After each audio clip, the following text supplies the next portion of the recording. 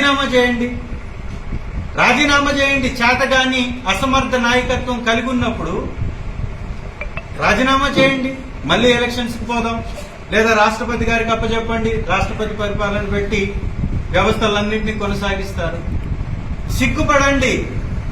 తెలుగుదేశం పార్టీలో ఉన్నటువంటి నాయకులు సిగ్గుపడండి, బాధ్యతగా వ్యవహరించండి. ఈ ప్రాంత ప్రజల మీద మీ రాజకీయాలు రుద్దకండి. ఈ ప్రాంతానికి ఒక్క వెలుగొండ తప్ప మేలు చేసేటటువంటి వ్యవహారం గాని, వ్యవస్థ గాని, ప్రాజెక్టు గాని లేనేలేదు.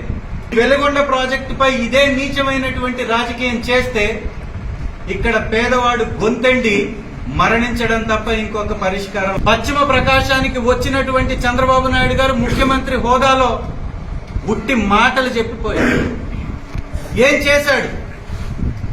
ఎన్నికల సమయంలో మార్కాపురానికి నేను డివిజన్ గా చేసి, నేను జిల్లా కేంద్రంగా చేసి, జిల్లాని ప్రకటించి మార్కాపురానికి జిల్లా కేంద్రంగా చేసిన తర్వాత అడుగు పెడతానని చెప్పారు కదా. మరి ఎలా దాటవేస్తారు? మార్కాపురాన్ని జిల్లా కేంద్రం చేయడం కూడా దగానే, వెలుగొండ ప్రాజెక్టుకి డబ్బులు ఇవ్వడం కూడా దగానే. మేము అడిగాం, వెలుగొండని సందర్శించండి, ముఖ్యమంత్రిగా మీరు వస్తున్నారు, ఈ జిల్లా ప్రాంత ప్రజల యొక్క కళ అది, మీరు దర్శించమని చెప్తున్నాం. ఎందుకు దర్శించకుండా వెళ్ళిపోయారు? ఎందుకు అంత భయం? ఎందుకు వెనుదిరిగి వెళ్ళిపోవాలి?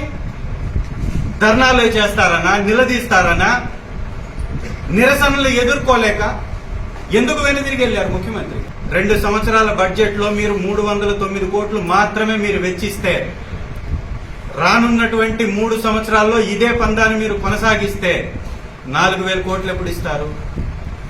3,20,000 కోట్ల రూపాయల బడ్జెట్ లో 1,000 కోట్లు కూడా కేటాయించకపోతే ఏం నష్టం జరుగుతుంది? వెలుగొండకు ప్రకటించకపోతే నష్టం జరుగుతుంది. ఇక్కడ భూములు ఎండుతాయి, ప్రాణాలు పోతాయి, రైతులు ఆత్మహత్యలు చేసుకోక వేరే మార్గమే లేదు. నీటి ఎద్దడి కలిగినటువంటి ఈ ప్రాంతానికి గుక్కెడి నీళ్ల కోసం బిందెలు పట్టుకుని రోడ్ల మీదకి ప్రజలు పరుగులు తీస్తున్నారు.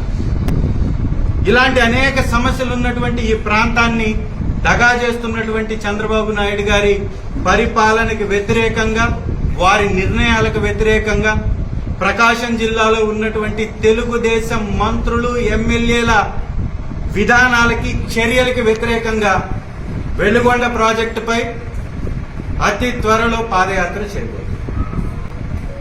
ఖచ్చితంగా వెలుగొండకి ఎవరు మంచి చేశారో ప్రపంచానికి తెలుపబోతుంది.